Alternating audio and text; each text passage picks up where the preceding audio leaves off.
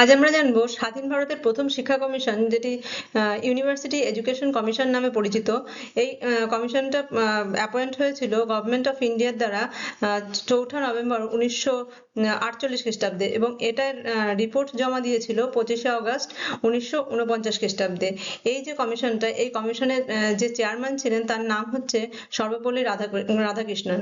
আর এই সর্বপল্লী রাধাকৃষ্ণনের নাম অনুসারেই এই যে ইউনিভার্সিটি এডুকেশন কমিশন, এটার নাম করা হয় রাধাকৃষ্ণন কমিশন, মানে রাধাকৃষ্ণন কমিশন নামে এটা বেশি পরিচিত।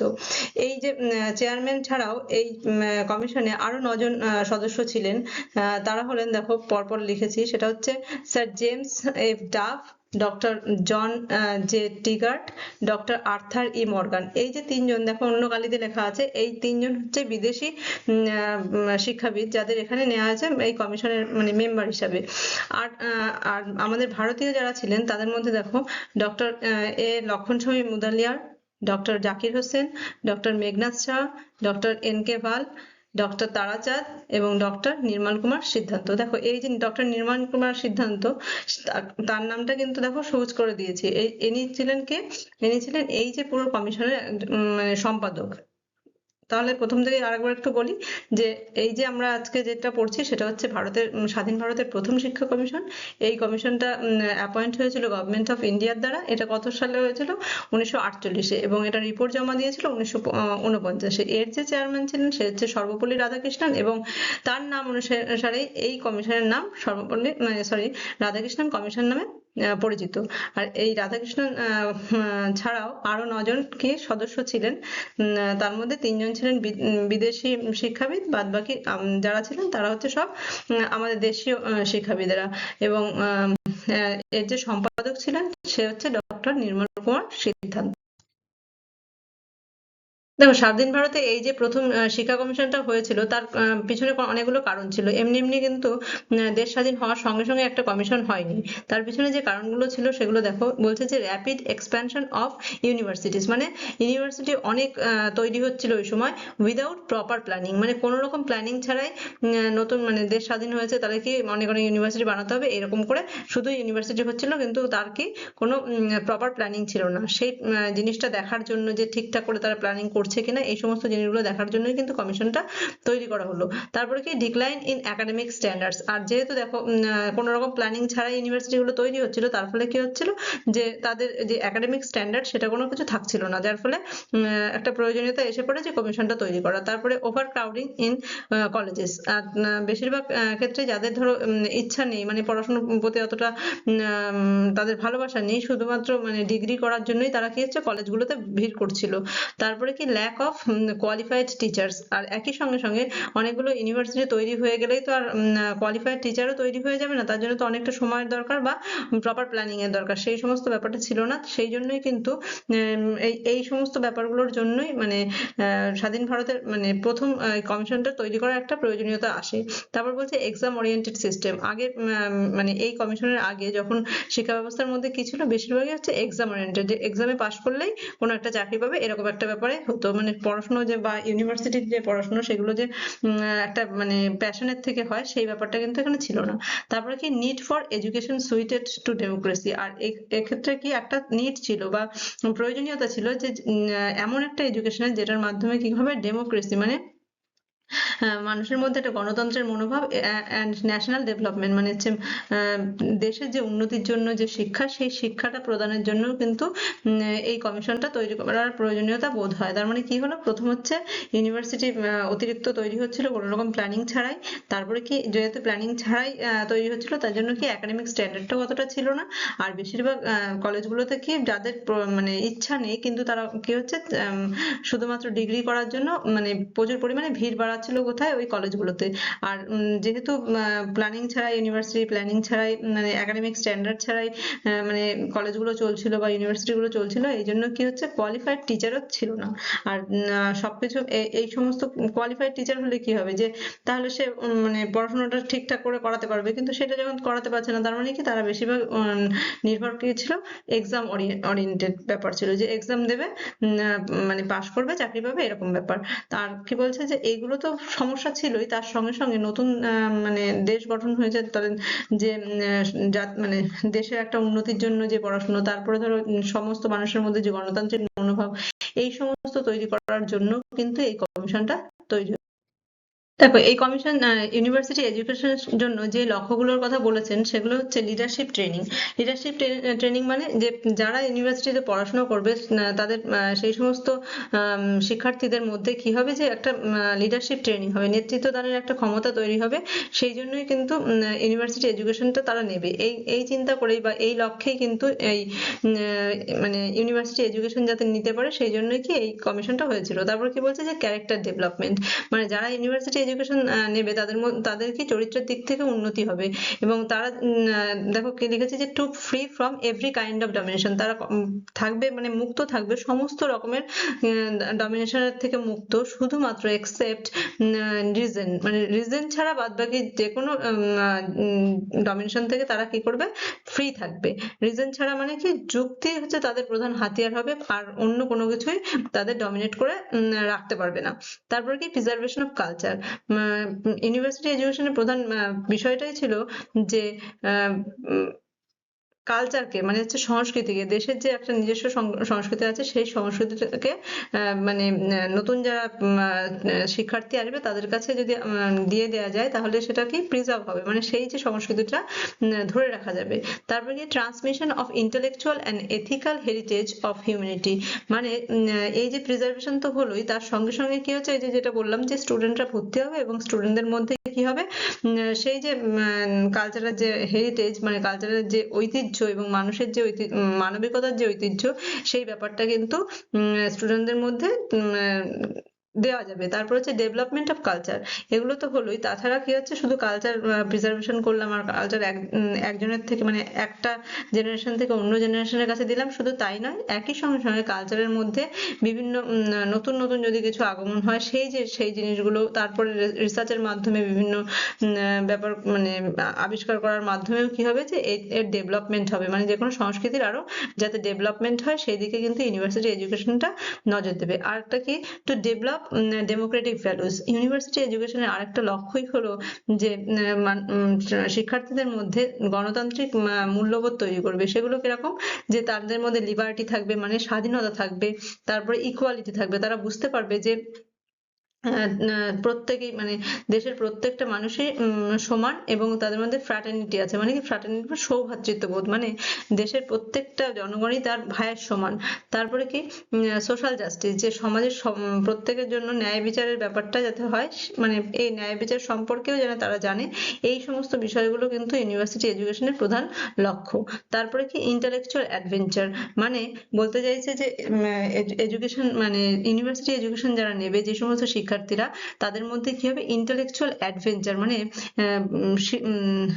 বৌদ্ধিক ব্যাপারে তারা কি করবে, অ্যাডভেঞ্চার বা অভিযানমূলক বিষয়গুলো করতে পারবে, মানে কি নতুন নতুন জ্ঞানের সঞ্চার করার জন্য তারা আগ্রহী হবে এবং তারা সেই ব্যাপারে কাজ করবে। তারপর কি utilization of the natural and human resources, মানে ইউনিভার্সিটি এডুকেশনটা এমনই হবে যাতে কিনা শিক্ষার্থীরা উপযোগী হয় যে প্রাকৃতিক কিংবা মানবিক যে কোনো সম্পদকে ঠিকঠাক ভাবে মানে ব্যবহার করতে। তারপরে কি সায়েন্স, টেকনোলজি এবং এগ্রিকালচারাল ডেভেলপমেন্ট, মানে ইউনিভার্সিটি এডুকেশনের আরেকটা লক্ষ্য কি, বিজ্ঞান হোক বা টেকনোলজি হোক বা কৃষি বিদ্যায় হোক, সব দিকেই কি করবে, ডেভেলপমেন্ট করবে।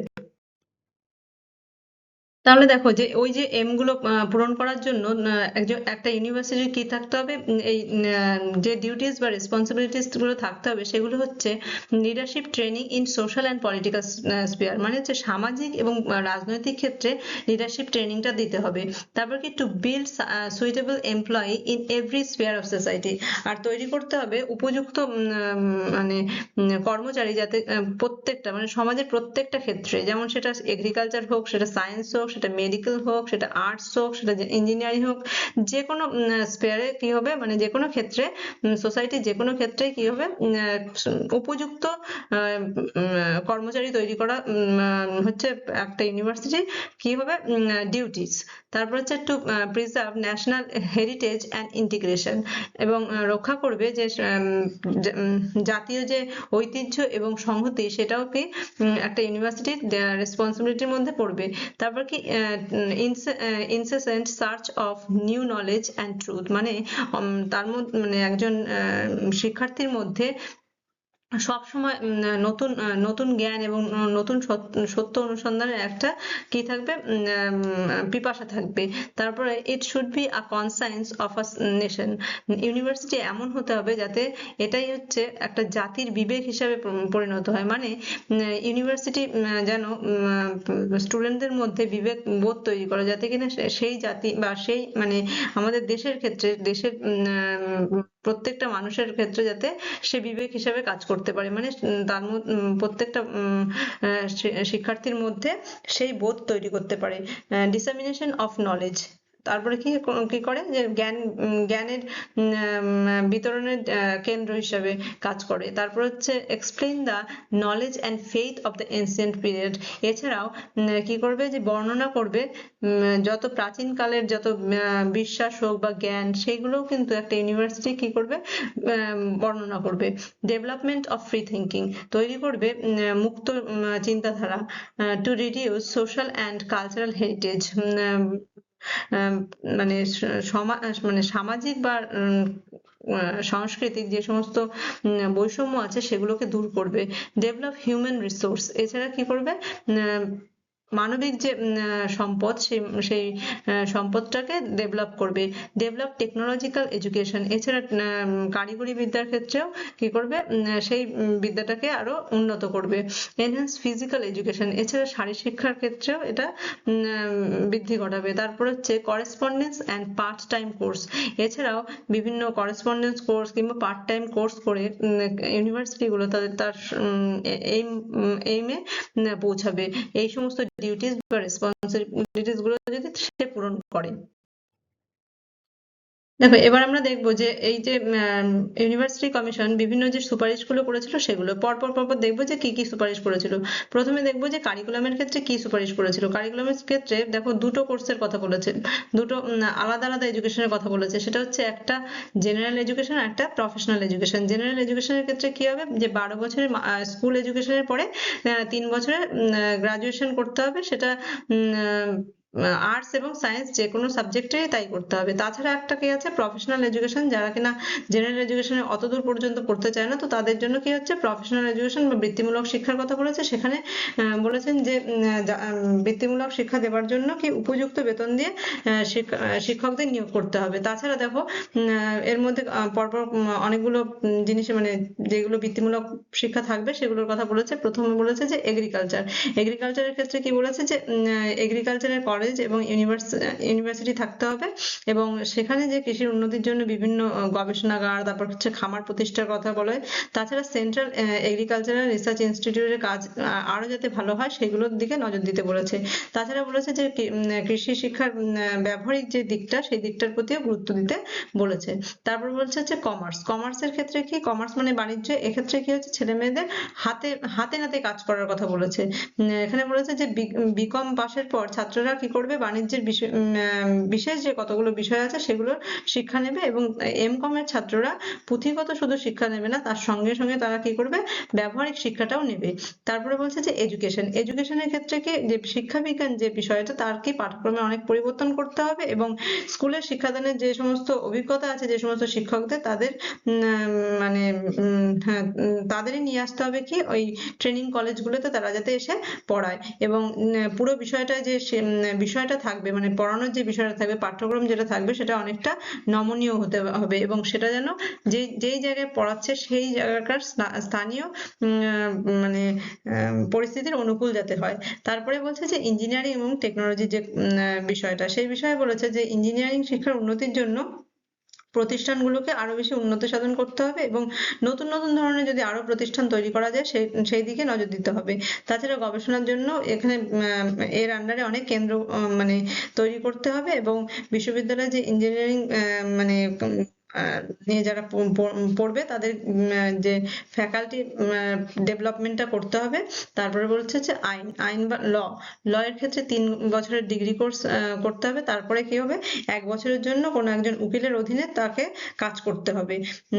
আর এই যে যখন এই ল এর যে পড়াশোনাটা চলবে সেই সময় কিন্তু অন্য কোনো ডিগ্রিতে তাকে মানে অনুমতি দেওয়া যাবে না। তারপরে হচ্ছে চিকিৎসার ক্ষেত্রে, এক্ষেত্রে কি বলেছে যে যে কোনো মেডিকেল কলেজে 100 জন ছাত্রের বেশি ছাত্র নেওয়া যাবে না, আর প্রত্যেকটা ছাত্রের আন্ডারে 10টা করে বেডস থাকবে এবং এদের কি করতে হবে যে যত প্রাচীন ভারতীয় যে সমস্ত ভেষজ বিষয় আছে সেগুলোকে গবেষণার ব্যবস্থা করতে হবে। তাছাড়া স্নাতকোত্তর স্তরে পাবলিক হেলথ, ইঞ্জিনিয়ারিং ও নার্সিংকেও গুরুত্ব দিতে হবে। এবারে দেখবো যে টিচারদের ক্ষেত্রে কি সুপারিশগুলো এই কমিশন করেছিল। দেখো, যে কোনো বিশ্ববিদ্যালয়ের যে সাফল্য সেটা নির্ভর করে কিসের উপর, শিক্ষকদের চরিত্র এবং শিক্ষাগত দক্ষতার উপরে। তাই যোগ্যতা অনুসারে বিশ্ববিদ্যালয়ের শিক্ষকদের নিয়োগ করতে হবে। এক্ষেত্রে 4 ধরনের শিক্ষক নিয়োগের কথা বলা হয়েছে: প্রফেসর, রিডার, লেকচারার আর ইনস্ট্রাক্টর। আর তারপরে বলা হয়েছে যে যে কোনো টিচার নিয়োগের ক্ষেত্রে কোনো পলিটিক্যাল ইনফ্লুয়েন্স থাকলে চলবে না, মানে টিচারদের তাদের যোগ্যতা অনুযায়ী নিযুক্ত করতে হবে। তারপর ট্রেনিং এর কথা বলেছে, যে ট্রেনিং এর একটা যে ইম্পর্টেন্স আছে সেটা কিন্তু এই কমিশন মানে বারে বারে বলেছে যে যে কোনো ইনস্টিটিউশনে টিচারদের যে নিয়োগ করতে হবে সেটা কি প্রপার ট্রেনিং দিতে হবে যাতে শিক্ষকের মানটা বাড়ে।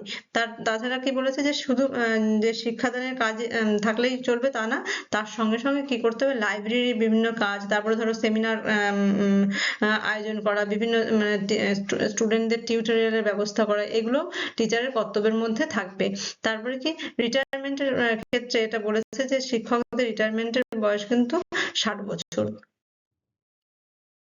দেখো, এবার যে মিডিয়াম অফ ইনস্ট্রাকশনের ক্ষেত্রে কি বলেছে, মানে যে যে কোনো ইউনিভার্সিটিতে পড়ানোর ক্ষেত্রে যে ভাষাটা হবে, কোন ভাষায় পড়ানো হবে সেই বিষয়ে বলেছেন যে রিজিওনাল ল্যাঙ্গুয়েজকে জোর দিতে হবে, মানে হচ্ছে আঞ্চলিক যে ভাষা আছে সেটাকে সমৃদ্ধ করতে হবে। ফেডারেল ভাষাটা কি হবে, মানে সর্বভারতীয় ভাষা হিসেবে হিন্দিকে রাখার কথা বলা হয়েছে। আর হায়ার এডুকেশনের ক্ষেত্রে বলেছে যে instead of English any Indian language, মানে ইংরেজির যে প্রভাবটা সেটাকে হালকা করে কমিয়ে কি করতে হবে, ভারতীয় ভাষাকে, যে কোনো ভারতীয় ভাষাকে বেশি গুরুত্ব দিতে হবে। তারপর বলছে রিটেনশন অফ ইংলিশ।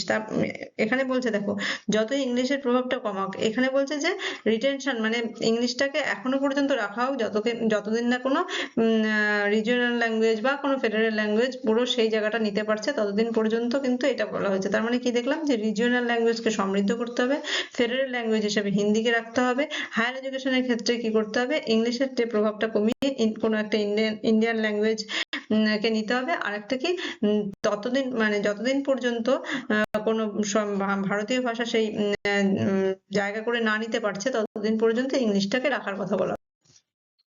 এবার দেখো যে ইভালুয়েশন সম্পর্কে কি বলেছে। ইভালুয়েশন মানে মূল্যায়ন। সারা বছর ধরে তো পড়াশোনা হলো কিন্তু কতটা স্টুডেন্ট শিখলো সেটা বিচার করে হচ্ছে ইভ্যালুয়েশন বা মূল্যায়ন। এই মূল্যায়নের ক্ষেত্রে এই কমিশন যে সুপারিশগুলো করেছে সেটা হচ্ছে অবজেক্টিভ টাইপ কোশ্চেন করতে হবে, রাদার এসে টাইপ কোশ্চেন, মানে রচনাধর্মী কোশ্চেনের পরিবর্তে অবজেক্টিভ কোশ্চেন নিয়ে আসার কথা বলেছে। ইভ্যালুয়েশন থ্রু আউট ইয়ার, এছাড়া বলেছে যে সারা বছর ধরে মূল্যায়ন চলবে, মানে মূল্যায়ন কোনো এরকম না যে কোনো একটা সেমিস্টারের পরে বা কোনো একটা সেশনের পরেই হবে, সেরকম না, সারা বছর ধরে এই মূল্যায়ন চলতে থাকবে।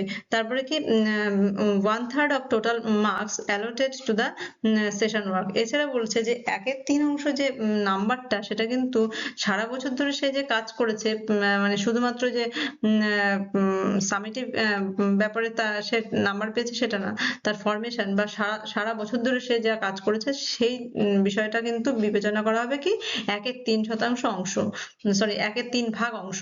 তারপর বলছে exam should be at the end of each year of a degree course, মানে ডিগ্রি কোর্সে আগে কি হতো যে 3টে ইয়ার একবারে হওয়ার পরে একটাই পরীক্ষা হতো, সেটা বন্ধ করে সে এই কমিশন সুপারিশ করেছে যে প্রত্যেক ইয়ারের শেষে শেষে একটা করে এক্সাম হবে।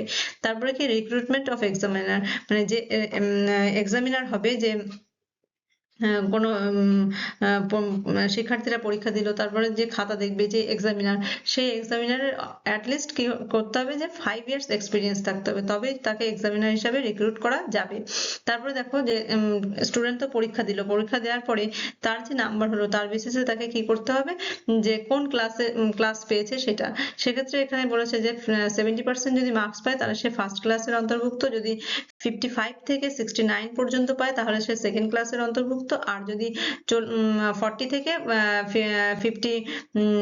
54% হয় তাহলে সেক্ষেত্রে সে থার্ড ক্লাসের মানে অন্তর্ভুক্ত। আর এক্ষেত্রে কোনো গ্রেস মার্কস দেওয়ার ব্যাপারটা তুলে দেওয়ার কথা বলেছে। মানে আগে কি হতো যে অনুগ্রহ করে স্টুডেন্টদের তুলে দেওয়ার ব্যাপারটা ছিল, সেই যে ব্যাপারটা তার ফলে কি হচ্ছে, যে কোনো শিক্ষা ব্যবস্থার সমস্যা হচ্ছে, যে যে পারছে না তাকে গ্রেস দিয়ে উপরে উঠিয়ে দিচ্ছে, সেই ব্যাপারটা কিন্তু শিক্ষা কমিশন মানে রাধাকৃষ্ণন কমিশন বন্ধ করার কথা বলেছে। দেখো রিলিজিয়াস এডুকেশনের ক্ষেত্রে এই কমিশন অনেক কথা বলেছে। তার কারণ আমাদের এই যে ভারত কি অনেক ধর্মের লোকেরা এখানে বসবাস করে, এখানে যাতে সবার মধ্যে একটা সৌভ্রাতৃত্ববোধ তৈরি করা যায়, সেই জন্য বা সেই কথা চিন্তা করেই কিন্তু রাধাকৃষ্ণন কমিশন অনেকগুলো সুপারিশ করেছে। তার মধ্যে দেখো প্রথমটা বলছে যে সাইলেন্ট প্রেয়ার, মানে বিফোর স্টার্টিং ক্লাস, মানে ক্লাস শুরু হওয়ার আগে একটা নীরবতার মাধ্যমে মানে প্রেয়ার করতে হবে।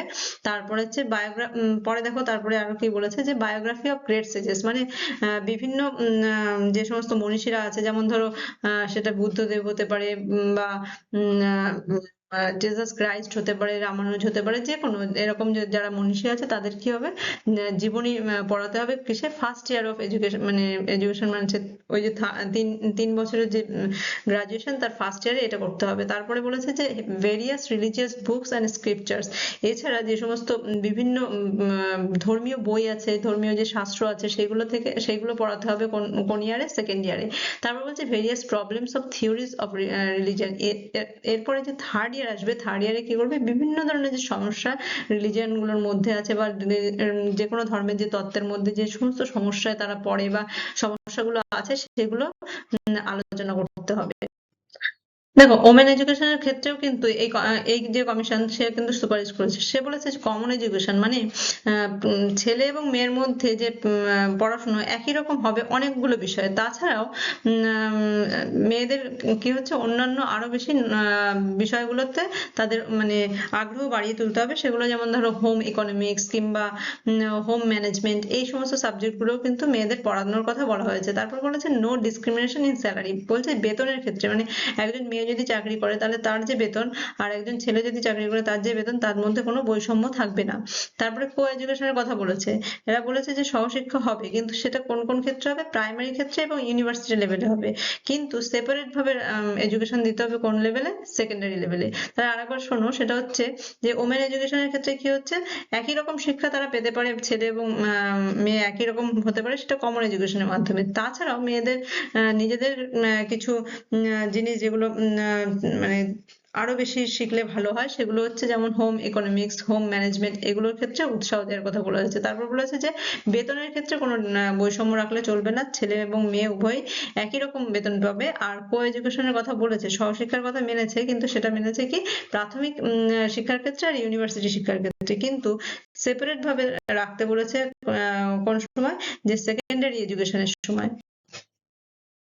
দেখো ছাত্র কল্যাণের জন্য বা স্টুডেন্ট ওয়েলফেয়ারের জন্য কিন্তু এই কমিশন অনেক সুপারিশ করেছে। তার মধ্যে দেখো প্রথম হচ্ছে যে পুয়ার বাট ইন্টেলেকচুয়াল স্টুডেন্টদের কি করতে হবে, স্কলারশিপ দিতে হবে, মানে দরিদ্র কিন্তু মেধাবী এই সমস্ত ছাত্রদের কি করতে হবে, স্কলারশিপ দিতে হবে। তারপর বলছে যে মোটিভেট টু সোশ্যাল ওয়েলফেয়ার, এছাড়া স্টুডেন্টদের মানে মধ্যে প্রেরণা জাগাতে হবে তারা যাতে সমাজ কল্যাণমূলক কাজের সঙ্গে নিযুক্ত হতে পারে। তারপর ফ্রি মেডিকেল চেক আপ, মানে তাদের কি দেওয়া হবে, যে ফ্রি একটা মেডিকেল চেক আপ করানো হবে বা করাতে হবে কিসে, অ্যাটলিস্ট ওয়ান্স ইন আ ইয়ার, মানে বছরে একবার তাদের কি মেডিকেল চেক আপে দিতে হবে। তারপর হচ্ছে free mid day meal, mid day meal মানে দুপুরে যে মানে ইউনিভার্সিটি স্টুডেন্টরা দুপুরে যে খাবারটা নেবে সেটাও যাতে ফ্রিতে হয়। তারপরে কি হোস্টেল স্পোর্টস এবং ম্যাটেরিয়াল, তারপর হচ্ছে এনসিসি, মানে স্পোর্টস ম্যাটেরিয়াল মানে খেলার যে সমস্ত সরঞ্জাম, কিংবা হোস্টেলে থাকার যে ব্যবস্থা, তারপরে এনসিসি, এই সমস্ত ক্ষেত্রে কিন্তু তাদের স্টুডেন্টদের পুরো ফ্রি করে দেওয়ার ব্যবস্থাটা কথা বলা হয়েছে হচ্ছে এই কমিশনে। তাছাড়া বলেছে যে কম্পালসারি ফিজিক্যাল এডুকেশন। তাছাড়া এটা বলছে যে যাতে সবার জন্য বাধ্যতামূলক শারীর শিক্ষার ব্যবস্থা করা হয়। তারপর বলছে যে one director of physical education. প্রত্যেকটা প্রভিন্সে বা প্রদেশে কি হচ্ছে একজন করে ডিরেক্টর থাকতে হবে যারা কিনা এই ফিজিক্যাল এডুকেশনের বিষয়টা দেখে। তারপর হচ্ছে অ্যাডভাইজারি বোর্ড। এছাড়া স্টুডেন্টদের কোনো প্রবলেম যদি হয় তার জন্য কি হচ্ছে একটা উপদেষ্টা পর্ষদ তৈরি করার কথা বলে। তাহলে কি হলো, দরিদ্র স্টুডেন্টদের বা কিন্তু যারা মেধাবী তাদেরকে স্কলারশিপ দিতে হবে, তাদের সামাজিক বিভিন্ন কাজের জন্য মোটিভেট করতে হবে, তাদের ফ্রিতে মেডিকেল চেক আপ হবে, তারপর মিড ডে মিল হবে, হোস্টেল, স্পোর্টস ম্যাটেরিয়াল, তারপর হচ্ছে এনসিসি, এই সমস্ত ফ্রিতে করার কথা বলা হয়। তাছাড়া কি বলা হয় যে শারীর শিক্ষার একটা ব্যবস্থা করতে হবে যেটা বাধ্যতামূলক হতে হবে, এবং এই শারীর শিক্ষার যে ব্যাপারটার জন্য একজন করে ডিরেক্টর রাখতে হবে প্রত্যেকটা প্রদেশে এবং স্টুডেন্টদের যদি কোনো সমস্যা হয় সেক্ষেত্রে কি করতে হবে, যে কোনো একটা অ্যাডভাইজারি বোর্ড তৈরি করতে। দেখো এবার যে বিশ্ববিদ্যালয়ের যে প্রশাসন, মানে বিশ্ববিদ্যালয়টা চলবে কি করে সেই বিষয়ে যে সুপারিশ গুলো দেয় সেগুলো দেওয়া হয়েছে। দেখো ইউনিভার্সিটি এডুকেশন মানে হচ্ছে বিশ্ববিদ্যালয়ের যে শিক্ষা সেটা should be in concurrent list, মানে কেন্দ্র এবং রাজ্য দুজন মিলেই কি করবে এটাকে চালাবে। তারপর নো অ্যাফিলিয়েটিং টাইপ ইউনিভার্সিটি, মানে এমন ইউনিভার্সিটি আগে ছিল যে শুধুমাত্র কলেজগুলোকে কি করে মান্যতা দেয় যে তোমরা ডিগ্রিটা করাতে পারো।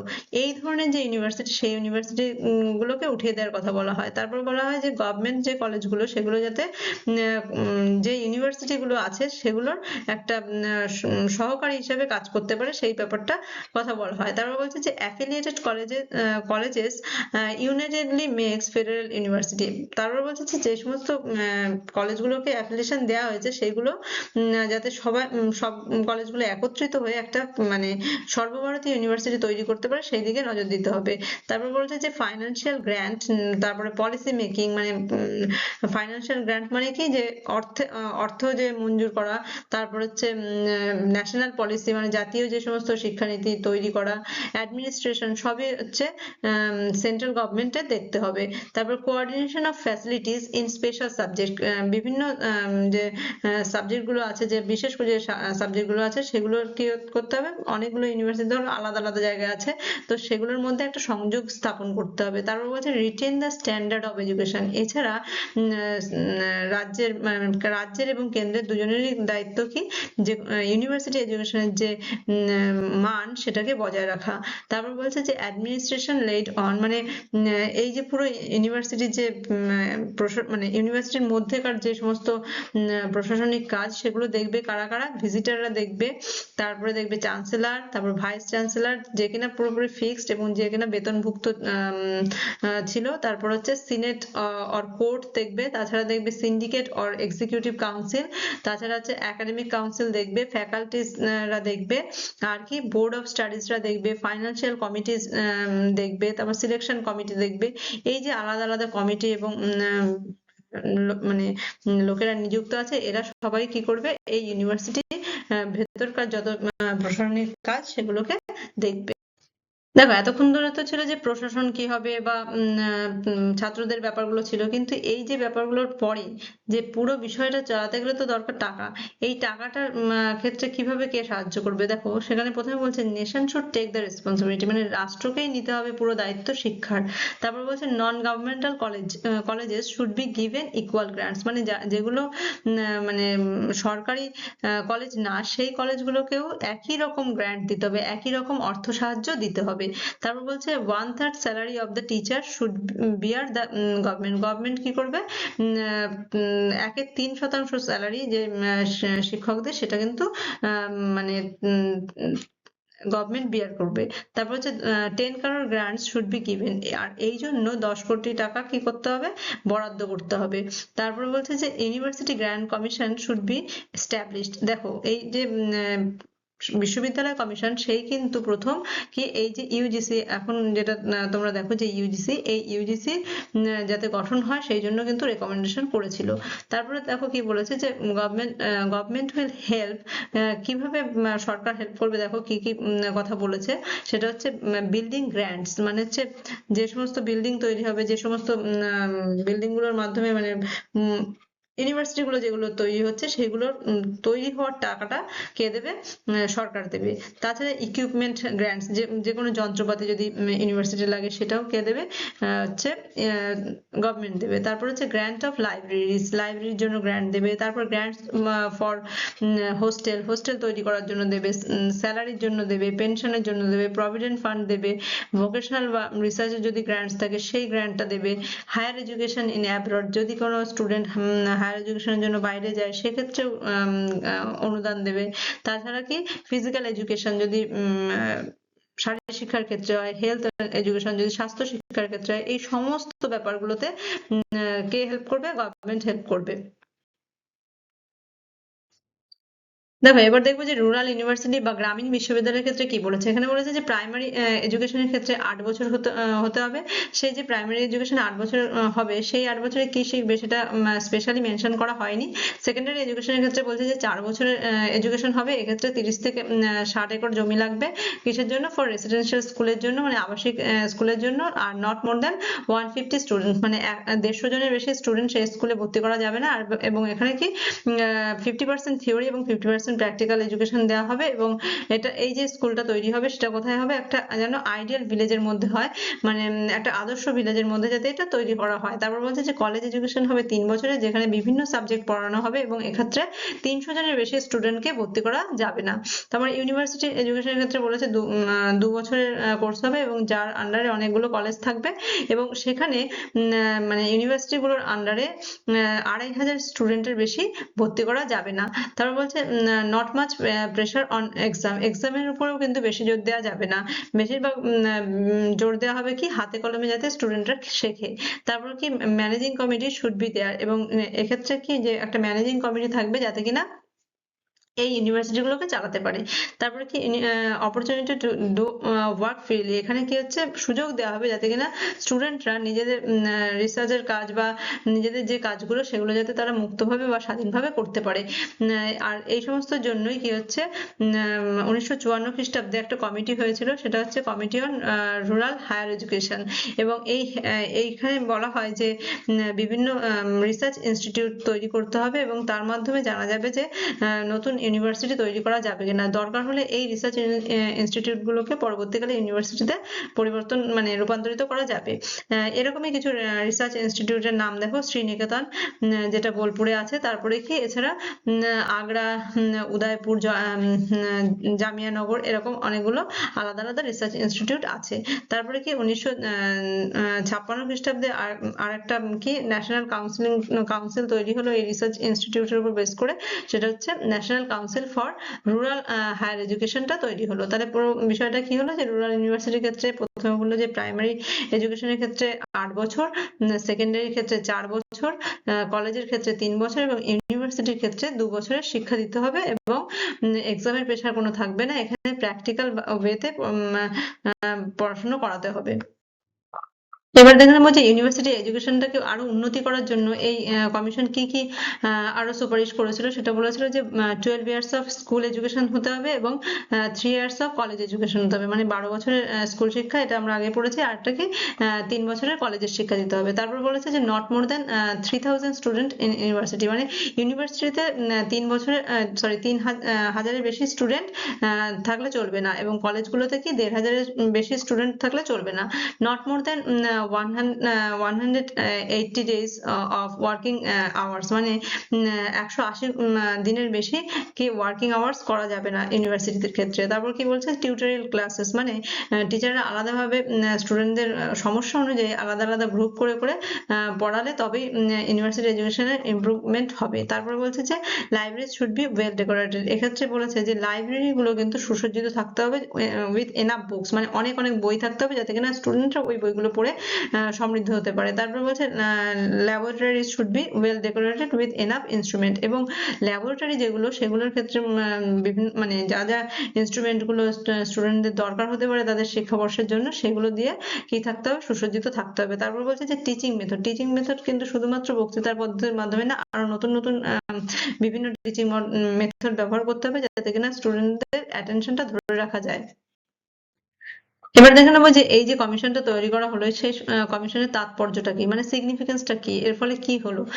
দেখো প্রথমেই বলা হচ্ছে যে foundation for modern higher education, এই যে আজকালকার দিনে যে উচ্চশিক্ষা, সেই উচ্চশিক্ষার প্রধান যে ভিত্তি ভিত্তি সেটা কিন্তু এই ইউনিভার্সিটি এডুকেশন কমিশন। তারপরে হচ্ছে এমফাসাইজড কোয়ালিটি ওভার কোয়ান্টিটি, এক্ষেত্রে কিন্তু সে অনেক অনেক ইউনিভার্সিটি তৈরি করতে হবে এরকম ব্যাপারটা নেই, মানে সংখ্যার দিকে বেশি নজর দেয়নি, দিয়েছে কি গুণের দিকে বা কোয়ালিটির দিকে, মানে অল্প ইউনিভার্সিটি হোক কিন্তু সেটা যেন ঠিকঠাক হয়, সেখান থেকে যে সমস্ত স্টুডেন্টরা বেরোবে তাদের যেন ক্যারেক্টার ডেভেলপমেন্ট হয়, তাদের যাতে বিহেভিয়ারাল ডেভেলপমেন্ট হয়, তাদের যাতে ডেমোক্রেটিক ভ্যালুগুলো তৈরি হয়, তাদের মধ্যে যেন সোশ্যাল এবং কালচারাল যে হেরিটেজ আছে সেগুলোকে রক্ষার মানসিকতা থাকে, এই সমস্ত বিষয়গুলো যাতে হয়, মানে কোয়ান্টিটি শুধু না, মানে শুধু অনেক লোক বেড়ে গেল এটা না, কম লোক হোক কিন্তু ঠিকঠাক হোক, সেই জিনিসের উপর কি হচ্ছে জোর দিয়েছিল। তারপর বলছে যে ইন্ট্রোডিউস 3 ইয়ার ডিগ্রি সিস্টেম, এবং 3 বছরের যে ডিগ্রি সিস্টেম এটা কিন্তু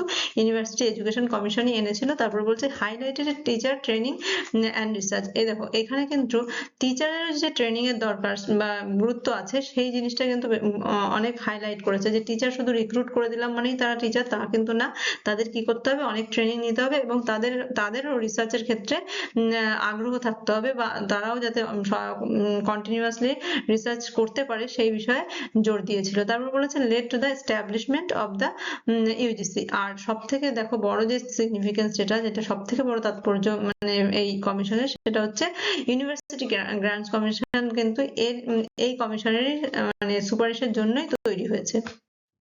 দেখো এই কমিশনের অনেক তো আমরা দেখলাম যে ভালো দিকগুলো, কিন্তু এর কিছু কিছু মানে যে সমালোচনার যে দিকগুলো সেগুলো হচ্ছে, দেখো বলেছে যে সাম রেকমেন্ডেশনস ওয়ার আইডিয়ালিস্টিক, এখানে বলছে যে কিছু কিছু সুপারিশ এমন আছে যেগুলো বেশিরভাগই আদর্শবাদের উপর নির্ভর করে করেছে, কিন্তু এটাকে ইমপ্লিমেন্ট করা খুবই ডিফিকাল্ট।